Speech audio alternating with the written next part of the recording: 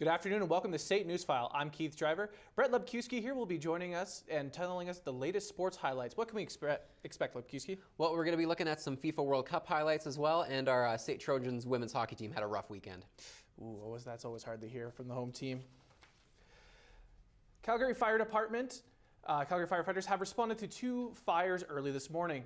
A RV caught fire in the community of Forest Lawn in the southeast. The fire was blazing by the time fire crews arrived and feared it would spread to a nearby garage. However, crews quickly brought it under control. Meanwhile, another fire broke out from a garage in the northeast community of Rundle, but was quickly subdued by crews. Calgary Fire Department reported no injuries at either fire. Alberta Legislative has resumed and Premier Daniel Smith wants to get the ball rolling. Big items on the agenda will be the Sovereignty Act, which Smith says will limit Ottawa's ability to implement policy or laws which will affect Alberta's economy. Plans on repealing Bill 21, which allowed the province to cancel its contract with physicians without their consent. And a big item on Smith's agenda is changing a person's vaccine status as a human right, meaning companies and vaccine policies in Alberta will have to be dropped.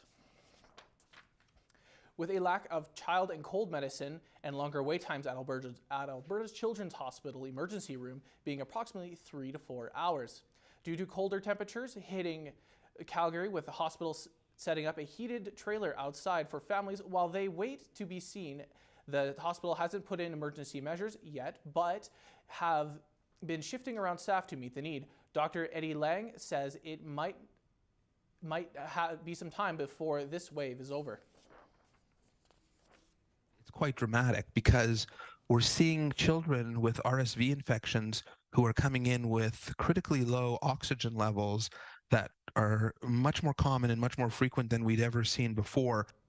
It's a stressful time of this year for SAIT Health Services as the wait continues to rise. It's not just the rising influenza numbers as the SAIT Health Services try to lessen the stress and anxiety on students as we approach the end of the semester. DJ Todd joins us from the newsroom with this story. DJ, what can you tell us? Well, Keith, I now know why it's so backed up and why wait times are so bad. SAIT has taken the health care of students very serious for a long time. One of the biggest issues they're facing is the lack of healthcare workers with only one physician available on campus.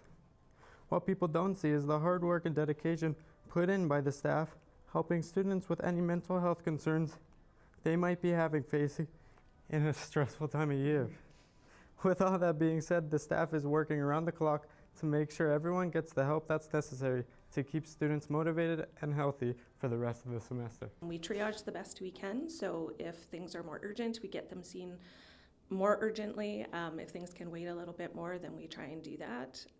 But we're doing the best we can, and we have a supply of walk-in clinics that we have patients go to if they need to, if they come in on a day when there's no physician. You could see, Keith, it's not for a lack of effort here at SAIT. That was DJ Todd reporting from the newsroom. Not all heroes wear capes. Thanks, DJ. The Supreme Court of Canada welcomed a new justice to the bench on Monday. Justice Michelle O'Bonswin from Quebec, and is the first Indigenous judge to take office in Canada's highest court. O'Bonswin is a member of the Odanak First Nation in Quebec, and in her opening speech, she thanked everyone who helped her along the way. She got emotional when she was thanking her husband, who she said is her biggest supporter throughout her career. O'Bonswin will be replacing retired Michael O'Dave on the court's bench.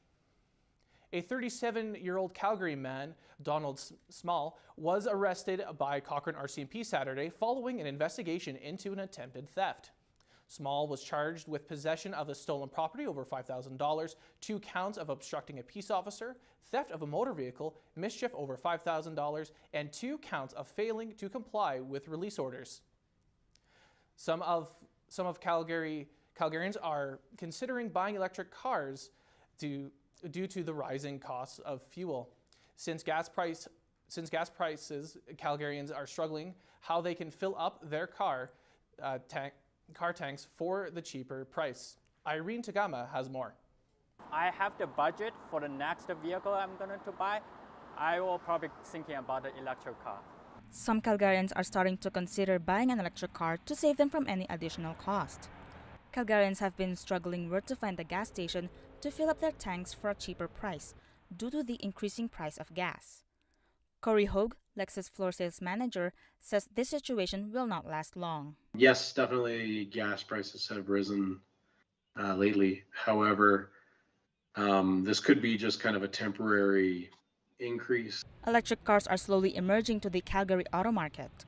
Although some are open to the idea of purchasing an electric car, some people are still concerned about how durable these cars can be, especially in harsh conditions. I had like a 5-year-old Tesla in the middle of a Calgary winter. It might only get maybe 200 kilometers to a charge or something like that. So just that kind of range can be limiting for some people as well. In the end, it's up to every Calgarian to see if he or she would consider buying an electric car. The tough weather conditions may be challenging, but every person would hope they invested on the right vehicle. For SAIT News File, I'm Irene Tagama. Those are today's top stories. We'll have our full forecast after the break, but first, Brett Quinn has a look at what's going on in Calgary this week. It might be bad timing, but after the rain, you could head over to Jubilee Auditorium to see Blue Rodeo play all the hits. Hot Pockets. Jim Gaffigan brings his interesting type of comedy to warm you up with laughs in the middle of winter at the Saddle Dome. 500 Collective will host a winter market. Take in some live music and enjoy hot chocolate at this unique one-stop shop experience that allows shoppers to support local. Get cozy around a roaring fire for this family-friendly event. Storyteller Jeff Murray will share fascinating stories about winters in early Calgary and the people who lived at Fort Calgary. Looking for a job? Head down to the TELUS Convention Center with your resume to meet with prospective employers. Get in the Christmas spirit with one of Calgary's most iconic holiday events, with hands-on activities and entertainment sure to delight guests of all ages at Once Upon a Christmas at Heritage Park.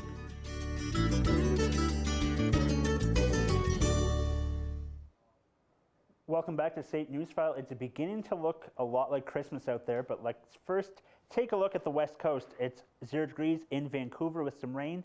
The rest of the prairie is not looking so great with a cold front going across with some snow.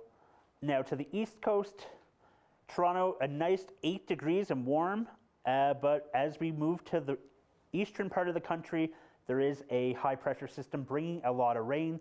Halifax and St. John's will see a lot over the weekend. Now let's take a look at the resorts down south. It's a beautiful day south of the border, 21 degrees in Palm Springs. Even though it's a cloudy day in Barbados, it will be a hot one at 28. Cancun and Honolulu both have a mix of sun and cloud and hover around 30, with similar conditions in Orlando. It's a warm and sunny day in Vegas, which means it's a perfect day to sightsee on the Strip. Taking a look at Calgary today, it's minus 14 with sun and clouds with a north-northwest wind, but coming up we'll see lots of white stuff. Now taking a look at the rest of the province, it's pretty chilly and snow everywhere, and the cool air will move down south to cause some cooler temperatures throughout the week. Now let's take a look at the 5-day forecast. Pretty chilly through the week, but on Sunday it will warm up to a crisp 4 degrees, so make sure you get your lighter winter clothes out, but keep your jackets ready for the rest of the week. Now we'll take a look, coming up after the break, we'll have sports with Brett Lekuski. Welcome home. What took you so long? Every single Wednesday, Rumble House hosts an open house auction for their community to auction off their artwork. Beginner or experienced, Rumble House invites artists of all skill levels to participate in their weekly events. To get involved in our events, call or text 403-629-7424. 403-629-7424. Or check us out on Facebook for more information. Come and learn the breaking world of broadcast news. Find your passion to investigate, write, shoot, edit, and deliver the stories of the day.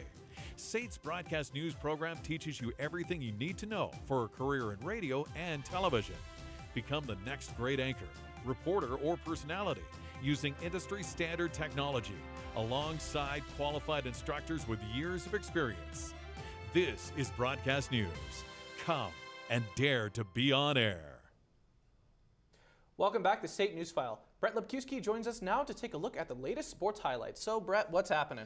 Well, we're going to be taking a look at the FIFA World Cup. They're wrapping up the group stages right now. We're also going to be looking at the Edmonton Oilers, who were in action last night. But first, we're going to take a look at our SAIT Trojans. The SAIT Trojans were in women's hockey action on the weekend against their northern counterparts, the Nate Ooks. The Ooks would get onto the board early in this one. We're going to see them on the odd man rush, and it's going to be Hannah Paquette breaking the ice as she goes top shelf. Later in the first period, with the Ooks now up 2-0, it's the captain of the Trojans, Piper Alexander, with the steal at the blue line, and she's going to put on the Jets and go glove side to cut the lead in half. Moving now to the third period, it's now 3-1, and it's going to be the Ooks' Cassidy Chandro who is able to sneak it past Schellenberg to make it 4-1, and that would put this one out of reach as the Ooks had 2 more to take it 6-1. Cass Little had 3 helpers for Nate in the win, while the Trojans goalie, Kaylin Schellenberg, made 36 stops. The Trojans dropped to 2-4 now on the season. The Edmonton Oilers were able to mount a late comeback to beat the Florida Panthers in overtime. Florida came out swinging early. You can see the shot from the point is going to go off the skate of Darnell Nurse, and guess who? It's going to be Matthew Tkachuk pouncing on it for the early Panthers lead. Oilers on a power play now in the second, and the Panthers leave Connor McDavid all alone, and he's going to make them pay, going top shelf to tie it up at 1. Moving now ahead to late in the third period with the Oilers down 1 off the faceoff, it's Evan Bouchard who ties it up with under 5 seconds left to send it to overtime, where in overtime it's the Oilers' dynamic duo who strike again as Connor McDavid feeds Leon Draisaitl for the OT winner. McDavid and Zach Hyman each had 3 points for the Oilers in the win. McDavid now leaves the NHL with 39 points in just 22 games. Looking at the rest of the NHL last night, the Leafs beat the Red Wings 4-2.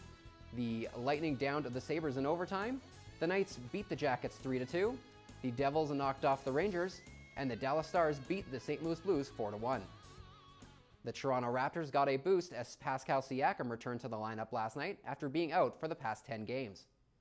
Siakam was on a mission early, driving to the bucket to get the Raps on the board, and then later on in transition, Siakam is going to pop, and he's going to drop the 2 points for 2 more and getting the Raptors back in it.